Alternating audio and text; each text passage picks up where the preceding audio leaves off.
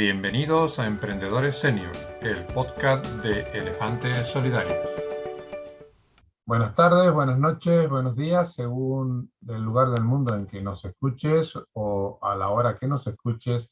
Aquí estamos en un nuevo episodio de nuestro podcast Emprendedores Senior de la Asociación Elefantes Solidarios. Y también, si nos sigues en el canal de YouTube, te damos la bienvenida. Hoy viajamos virtualmente a Madrid para tomarnos un café o una cerveza virtual. Estamos grabándolo aquí a última hora de la tarde, ya apetece aquí una cerveza, con un profesional vinculado al mundo del talento, de la gestión del talento y como coach. Pero bueno, quiero que él nos cuente mejor que yo quién es y qué es lo que hace. Buenas tardes, Frederic. Buenas tardes, José, ¿cómo estás?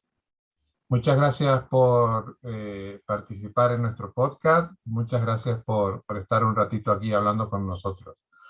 Gracias a Cuéntale ti. a la gente que no te conoce quién es Frederic Charrier.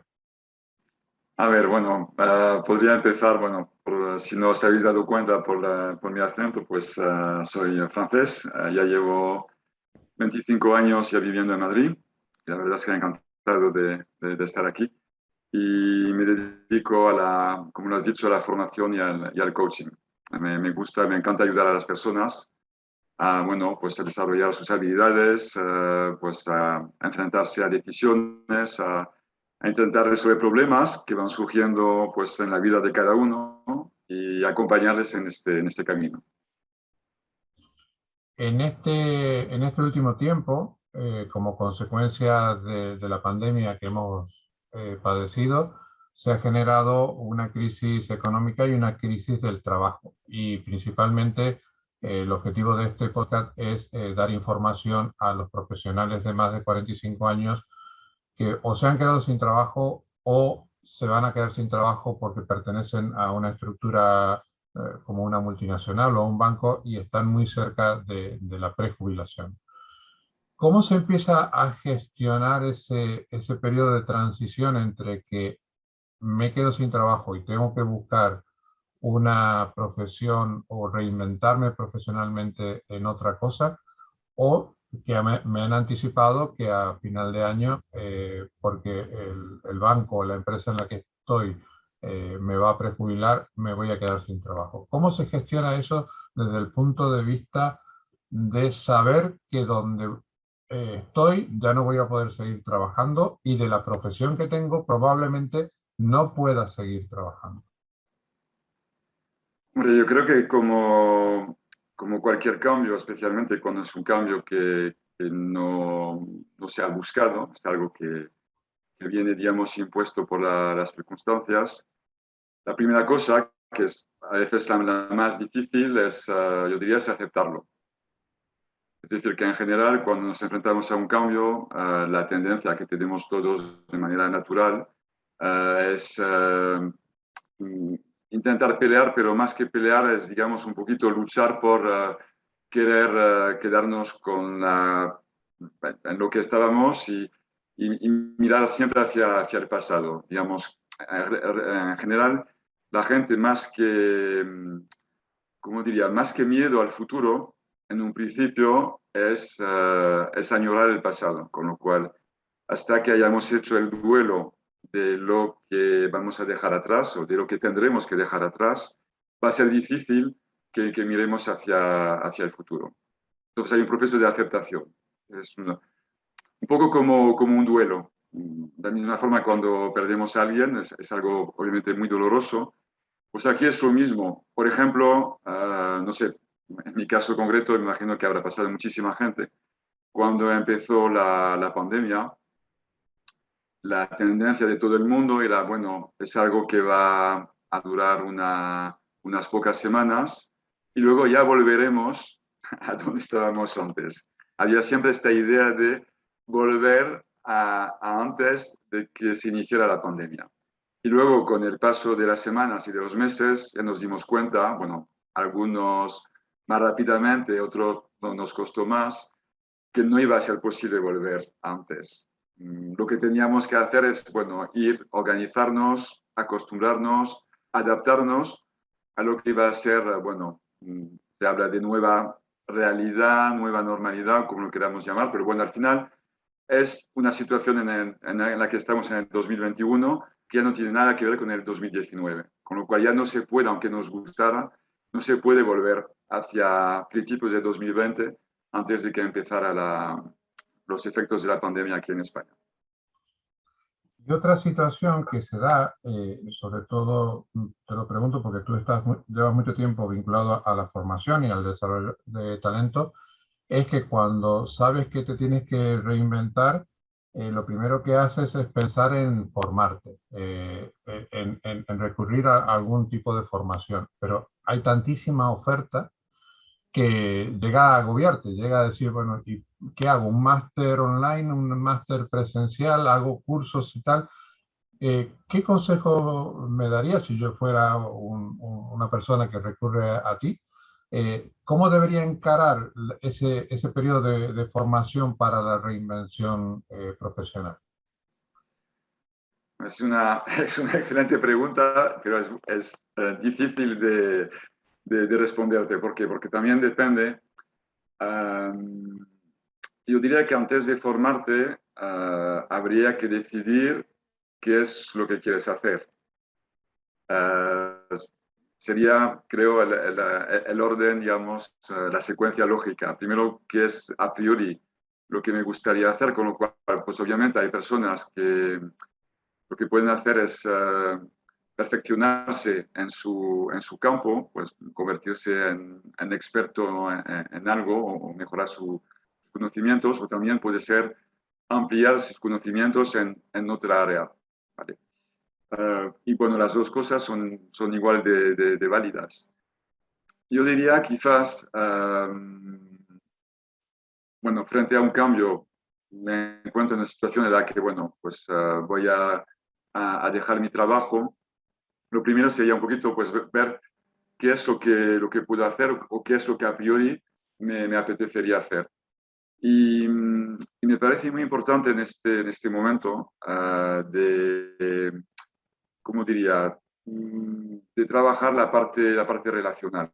Porque en un momento en el que pues, una persona pierde su trabajo, lo primero me imagino que es el sentimiento de soledad, ¿vale? De sentirse como pues, es un poco un paria, alguien pues eso, muy solo, bueno, podrá tener su pareja, su familia, pero igualmente se siente que como me ha tocado a mí, ¿vale? Me ha caído encima y ahora qué hago. Y por eso es muy importante trabajar y entonces ahora mismo afortunadamente creo que hay o al menos yo lo percibo así, hay que haber más posibilidades, más redes de todo tipo, como por ejemplo la de Elefantes Solidarios, donde cualquier persona, cual fuera su formación, su edad, sus intereses, puede encontrar personas, digamos, parecidas o con intereses similares, o que tengan al menos algún punto en común, como por ejemplo pues un círculo de, de nuevos empresarios, independientemente de su edad, pero gente, digamos, que quiere emprender.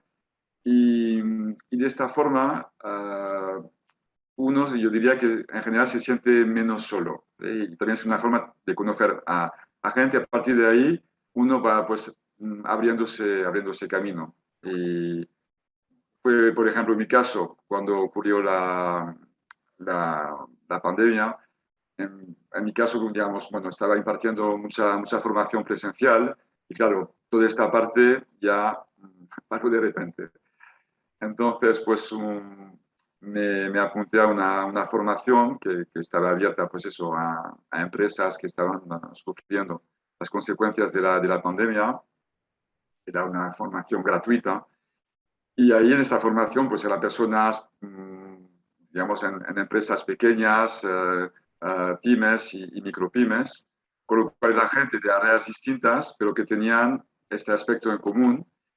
Y ahí justamente fue muy interesante porque me permitió, pues eso, conocer a realidades distintas y de ahí, pues, por ejemplo, meterme un poco más en la parte de la transformación digital, del marketing digital, cosas que todavía no conocía tanto como era necesario, digamos, dominarlas y conocerlas. y me abrió bastante, digamos, nuevos horizontes, con lo cual fue, en mi caso, muy, muy útil. Y lo recomiendo. En general, yo diría mmm, hablar, buscar tanto a nivel de, bueno, de contactos, de conocidos, de compañeros de trabajo, y de repente uno ve que conoce a mucha más gente de la que pensaba en un principio. Y que hay seguramente más posibilidades de, pues eso, de abrir campos, de abrir contactos, y eso también puede ser de mucha ayuda. Y a partir de ahí, seguramente van a poder surgir ideas de formación para volver a tu pregunta.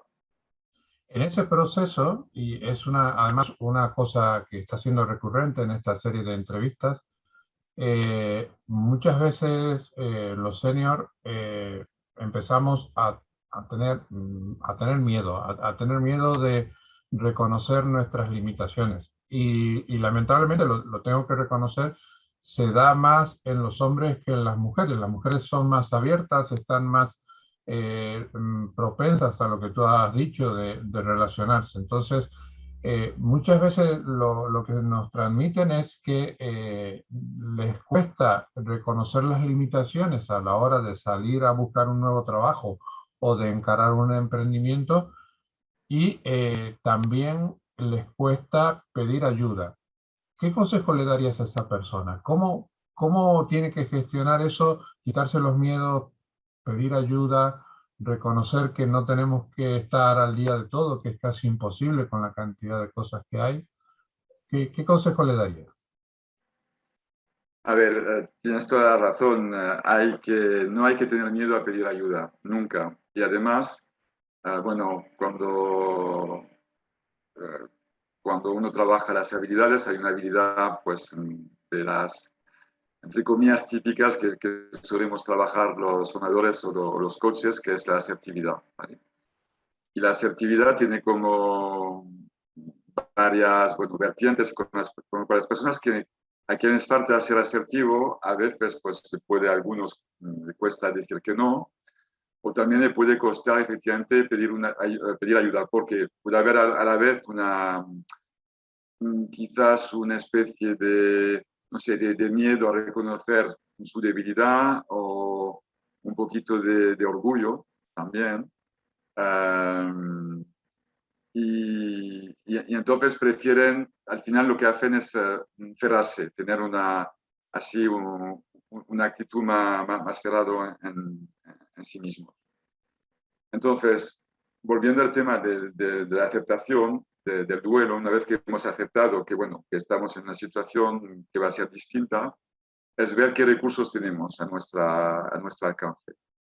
Y un recurso es justamente pedir ayuda. En mi caso hay un concepto, bueno, que ahora ya no está tan en boga, que es el concepto en inglés de self-made man o self-made woman, es decir, el hombre o la mujer que se ha hecho a sí mismo.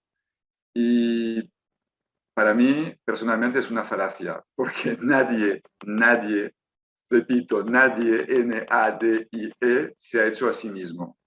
Uno, porque cada persona pues ha nacido, pues, Hemos comprado ese concepto mucho de las películas americanas y de los libros americanos, pero coincido plenamente contigo porque soy de no, los mira, por defensores. ejemplo, cualquier persona, vamos a imaginar, no sé, a ver, no conozco su historia personal y tampoco creo que es algo que esté pregonando, pero en el caso de Amancio Ortega, pues cuando empezó, pues seguramente en algún momento ha estado obviamente trabajando, desarrollando muchas habilidades, pero alguien habrá creído en él en algún momento para darle un préstamo, pues en un banco, alguien que trabaja en una empresa, pues cuando entró pues una persona, un directivo mayor, pues le habrá ayudado. Es decir, que todos hemos recibido en algún momento el apoyo de alguien. Y ese tipo, digamos, como diría, de visión de alguien, pues eso que se ha hecho a sí mismo, me parece realmente una mentira. Sin entrar en un campo político, por ejemplo, una persona como Donald Trump, que supuestamente representa este perfil, claro, cuando conoces un poco su historia y que viene de una familia que tenía muchísimo dinero, con lo cual realmente es una especie realmente de espejismo. Entonces, este modelo no existe. Por eso, lo primero que hay que hacer es justamente mirar alrededor nuestra quién nos puede ayudar, a quién podemos pedir consejo. Es cierto que alguien de 40 y muchos o 50 y bastante está en una situación en la que, o eso pensamos muchos los que tenemos esta edad en un principio, en la que somos nosotros que deberíamos ayudar, aconsejar a los demás y no al revés. Y encima con el tema, pues, por ejemplo, de la tecnología, muy a menudo nos encontramos que necesitamos ayuda de gente más joven que nosotros, lo cual parece ir un poquito en contra de la, ¿cómo diría?, de la lógica, donde se supone que es la persona mayor que va a ayudar a la persona más joven, pero a veces es al revés. Nosotros Entonces creo que... somos, nosotros somos defensores de un formato de emprendimiento que creemos que es el óptimo, que es el emprendimiento mixto, donde puedes Claro, juntar la experiencia de un senior con la potencia y la rapidez que puede tener un junior, ¿no? Además, no es un concepto nuevo. Si tú ves cómo se trabajaba, por ejemplo, desde la Edad Media, tú tenías al artesano y al aprendiz. totalmente. Sí, eso muchas veces ha sido olvidado en el último tiempo y creemos que hay que volver a rescatarlo porque entre las dos partes se pueden complementar mucho lo que tú has dicho. Un senior puede tener alguna limitación, no por capacidad, pero sí puede ser por tiempo, por conocimiento con respecto a la tecnología y una persona más joven te lo aporta en mucha mayor, con mucha más velocidad. Mira, yo creo que hay dos cosas que, a mi opinión, ahora mismo, afortunadamente, pues se están desarrollando y que debería facilitar para todo el mundo, y en este caso para los seniors, eh, su capacidad, digamos, a encontrar pues un lugar y a hacerse un lugar, digamos, en el mundo actual. Por un lado, es el concepto de diversidad en todos los sentidos, con lo cual, efectivamente, yo creo, tengo la sensación que a lo mejor hace, no sé, 20 o 30 años, no sé, había a nivel profesional un mundo muchísimo más uniforme. ¿Sí? Las empresas, yo cuando llegué a España en el 95, yo recuerdo que la mayoría de las compañías eran empresas donde básicamente los trabajadores eran hombres. Hablo de empresas, digamos, tipo multinacional o grandes empresas, con lo cual, bueno, las mujeres tenían puestos sobre todo de secretarias o de ayudantes o algunos departamentos tipo recursos humanos o contabilidad, ¿vale? Y luego la edad media de la gente era relativamente alta, eran hombres más o menos de entre 35 y 55 años. Y luego, con la evolución, pues, por ejemplo, de la tecnología, todo lo que son empresas, de las empresas nuevas, de las tecnológicas, de repente empezaron a aparecer mucha más gente joven en las empresas, a puestos, digamos, en puestos de dirección, también más mujeres, con lo cual ha habido una transformación del perfil bueno, de las empresas en general, con lo cual realmente creo que ha habido aquí una evolución muy fuerte en estos 20-25 últimos años.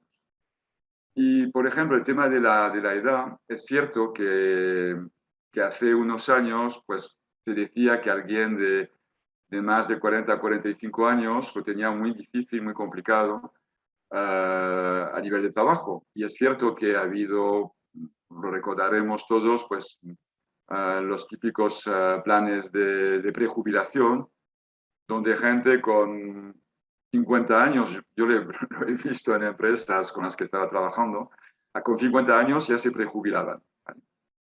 Y eso entiendo que ahora ya no va a ser el caso, porque ya se está hablando de ir además No, retrasando la pero edad de la sigue, jubilación. lamentablemente sigue existiendo y sigue Sigue existiendo existiendo, más de lo que uno cree porque se exige, a ver, se aprovecha, no digo que todas las empresas, pero muchas veces cuando hay momentos de reducción de coste, se piensa más en el número que en el talento. Pero, a ver, aquí quizás haga un poquito de, no sé, estoy intentando ponerme anticiparme a los próximos años, pero hay un aspecto que hay que tener en cuenta a nivel demográfico, es que ahora mismo en estos 10 años que tenemos ahora desde el 2020-21 hasta el 2030, se van a jubilar una cantidad enorme de gente, porque es toda la generación del baby boom, con lo cual es un tramo de edad muy numeroso en todos los países, concretamente en España, pero también en los países de nuestro entorno, países europeos. ¿Y eso qué significa? Que se van a encontrar, digamos, vacíos, decenas y decenas de miles de puestos. Con lo cual, con la nueva generación, es decir, que es una buena noticia para la gente joven, ¿vale? Gente joven, eso sí, formada, preparada, también es un aspecto importante, pero aún así no va a ser suficiente. Y de hecho, ya hoy en día hay algunos sectores de actividad donde ya las empresas tienen problemas para encontrar a gente cualificada. Con lo cual yo creo que dentro de 5 o 10 años habrá tanta dificultad. Yo, por ejemplo, te doy un ejemplo muy concreto, un amigo mío que tiene un año más que yo, tiene 57 años, y le contrataron el año pasado en un banco en otro país, la Comunidad Europea, en Holanda, un banco de primer nivel, para un puesto, ¿vale? Con lo cual, creo que con el paso del tiempo estoy convencido que las empresas tendrían menos problemas en contratar a gente pues, de más de 50 años, porque al final se sabe que con 50 años todavía te queda a lo mejor pues 15 o casi 20 años de carrera profesional. Además, es una cuestión hasta económica de los estados, porque si vamos a vivir 90 años, tú no puedes Claro, estar en los 50 años sin seguir cotizando en condiciones, porque no cierran los exactamente. números. Eh, Por en eso yo hilo a creo lo que que... aquí hay que tener un poquito de, ¿cómo diría?, ser algo optimista. Yo estoy convencido que en los próximos años, por esta cantidad tan importante de gente que va a salir, digamos, del mercado laboral, va a haber necesidad por parte de las empresas de no decir, yo busco a alguien que tenga 30 años, que tenga experiencia y menos de 40. Entonces, claro, al final tienes una persona que tiene una vida, entre comillas, útil muy corta y es ridículo. Es decir, que ya no va a seguir siendo así, en mi opinión. En la línea de lo que tú estás diciendo, nosotros siempre ponemos en valor de que los seniors, lo tenemos tú y yo más o menos la misma edad, venimos con una mochila, pero una mochila cargada de valores positivos, de contactos, de saber hacer, de haber gestionado crisis, porque como mínimo has pasado por dos empleos.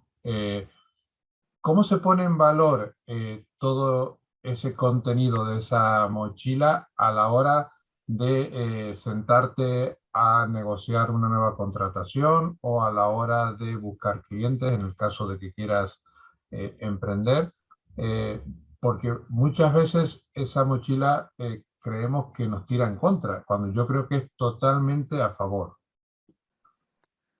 Yo diría que hay que buscar justamente la parte nuestra o los aspectos en los que estamos trabajando, donde la experiencia se considera como un plus. En mi caso, pues en la formación y en el coaching, es cierto, tengo esta suerte, que las canas, en este caso, se consideran más como una ventaja que como un inconveniente. Es decir, que no hay... como diría, no hay sensación de que alguien, pues eso, mayor va a ser un problema, sino todo lo contrario. Ojo, que también uno puede ser un excelente coach siendo más joven, es decir, que tampoco hay que tener la reacción inversa. Yo creo que cada uno con sus habilidades puede aportar cosas muy interesantes. Pero es cierto, uh, en este caso tengo esta suerte, pero seguro que en cualquier profesión existe esta posibilidad efectivamente de ver qué aspectos, pues por ejemplo, mi experiencia a la hora de negociar para alguien que trabaja en un puesto comercial, o mis conocimientos, pues eso, de haber pasado por distintos tipos de responsabilidades, de equipos, de liderazgo, con lo cual todo este bagaje, como lo dices, toda esta experiencia, es ver qué es lo que podemos utilizar y aprovechar justamente de cara a dar valor a nuestro perfil y a lo que podemos aportar a otra empresa. Preparando esta entrevista encontré un artículo tuyo y me ha gustado mucho y me ha llevado a la siguiente pregunta. Muchas veces cuando tú estás empezando un proceso de emprendimiento, cuando estás en el primer tramo de tu empresa, te cuesta muchísimo decir que no a determinados clientes. ¿Cómo gestionamos eso? ¿Cómo gestionamos el decir que no? Es muy interesante. A ver, el decir que no, lo primero es preguntarse por qué nos cuesta decir que no, o al menos a las personas a las que nos puede costar decir que no. El miedo a decir que no es en general, viene, digamos, en personas a las que, gente que quiere agradar a los demás, con lo cual la sensación es que si digo que no, voy a parecer borde o antipático o van a pensar que no quiero ayudar, con lo cual el punto de partida es una intención positiva, como suele ser el caso en problemas que nos pasan. La intención inicial siempre es positiva. Lo que pasa es que después, en la práctica, es cuando se convierte en un problema. Entonces, estoy intentando, no sé, me piden algo y digo que sí con el objetivo de ayudar. Lo que pasa es que el problema, si digo que sí a todo el mundo y si digo que sí a todo, llegará un momento en el que o estoy diciendo que sí a cosas que a mí no me interesan, con lo cual me olvido de mis objetivos personales para cumplir los objetivos de los demás. Eso puede ser muy frustrante. Y también, por otra parte, puedo decir que sí a cosas o digo demasiado que sí, con lo cual al final voy adquiriendo tantos compromisos que no soy capaz de cumplirlos. Y aquí entramos en una paradoja. Imaginemos una persona que trabaja en una empresa en la que todo el mundo le pide cosas y dice que sí a todo el mundo. Vamos a imaginar un caso así extremo. ¿Qué va a ocurrir? En algún momento llegará ya a un nivel de saturación donde no será capaz de cumplir con lo que ha prometido. ¿Y cuál va a ser el resultado? Que, pues, habiendo dicho que sí a alguien y no habiendo podido cumplir lo que había dicho que iba a hacer, pues, en lugar de conseguir reconocimiento, que era el objetivo inicial y decir que sí, va a considerarse como una persona que es muy poco de fiar, que no es competente. Porque dice una cosa, pero luego no lo lleva a la práctica, no lo hace, no cumple.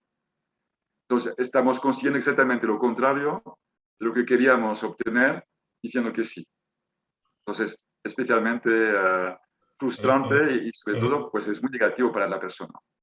Es complicado porque sobre todo en los inicios que dice, es que si digo que no, lo mismo ya no vuelve, pero muchas veces es preferible decir que no y cumplir lo que tú acabas de decir, con lo que te comprometes a asumir más compromisos que luego la pelota te va a volver en contra.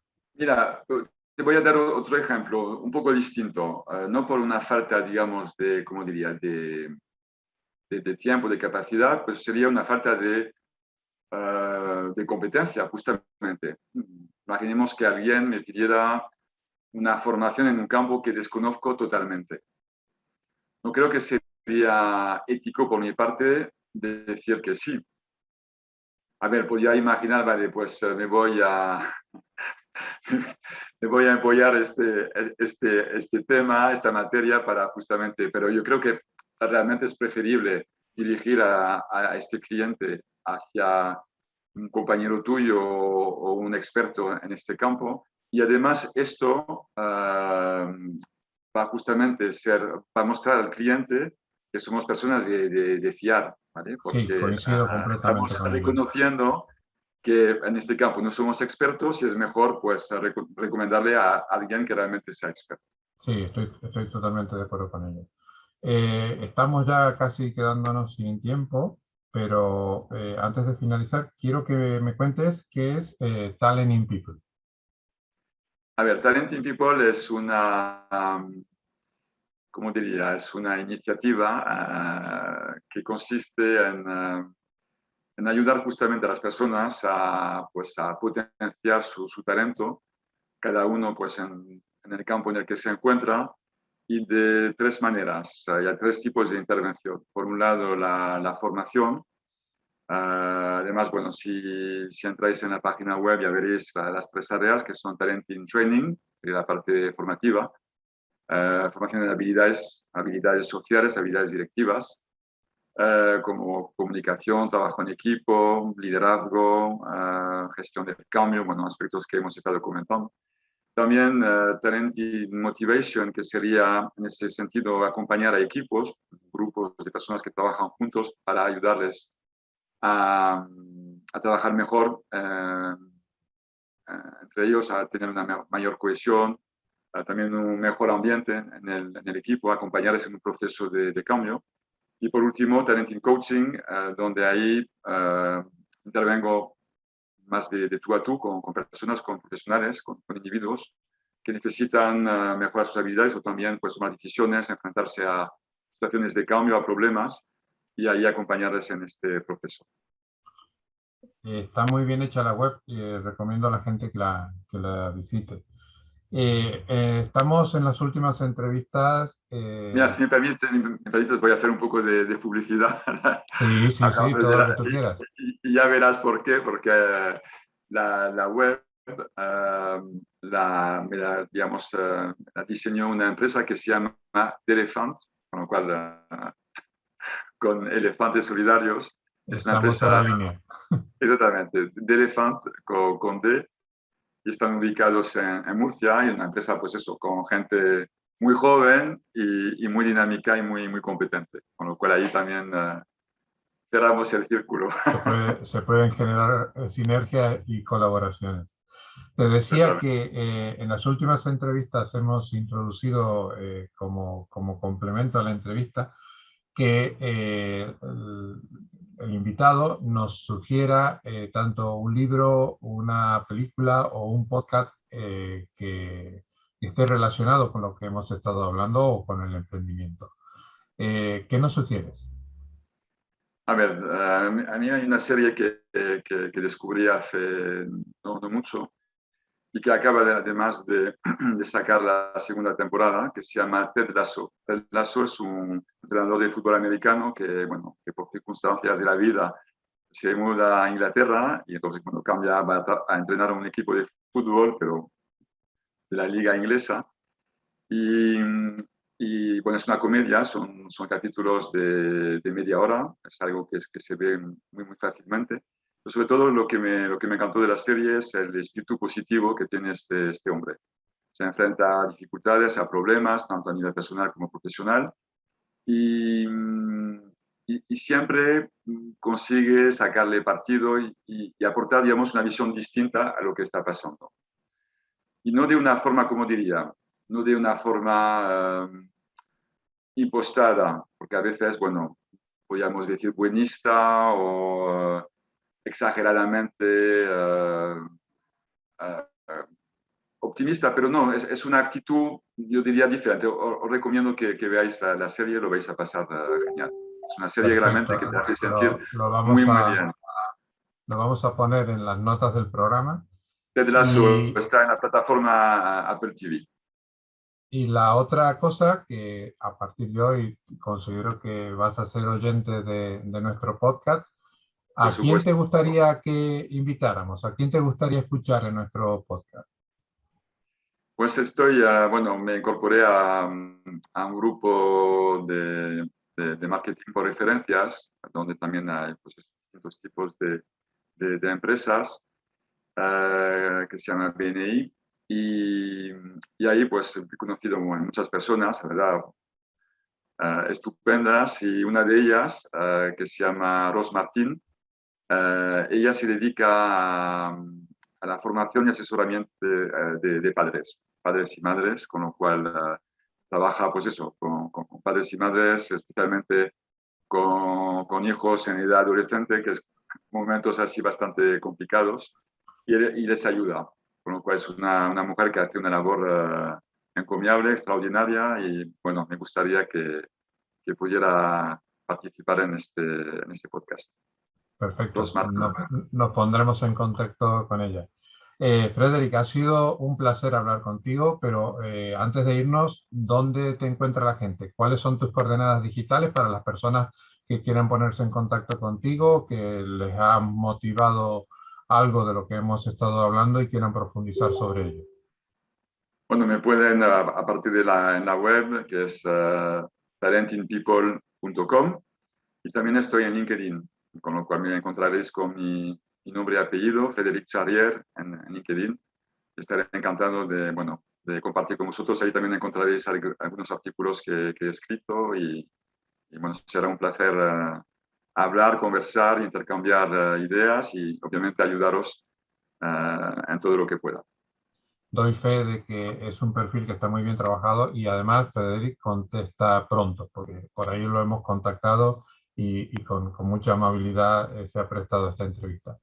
Frederic, ha sido un gusto hablar contigo, pero creo que tu trayectoria profesional te va a llevar a nuevos emprendimientos y a nuevas realizaciones, así que, ¿qué te parece si dentro de un tiempo nos volvemos a tomar un café y nos cuentas un poquito cómo evoluciona tu empresa, cómo evoluciona tu, tu carrera profesional y que eso le sirva a la gente que nos escucha? Pues sería con mucho placer. Además, tengo que decir, aprovecho la oportunidad para decir que, bueno, la experiencia, esta entrevista, me he sentido muy, muy a gusto gracias a ti y será un placer volver a intervenir en este podcast. Entonces, dejamos la invitación hasta un próximo episodio. Hasta luego. Perfecto. Si has llegado hasta aquí, te pedimos que te suscribas al podcast, a la plataforma donde lo has escuchado, que lo compartas en tus redes sociales y por favor, comenta. Todos los comentarios nos ayudan a mejorar. Muchas gracias.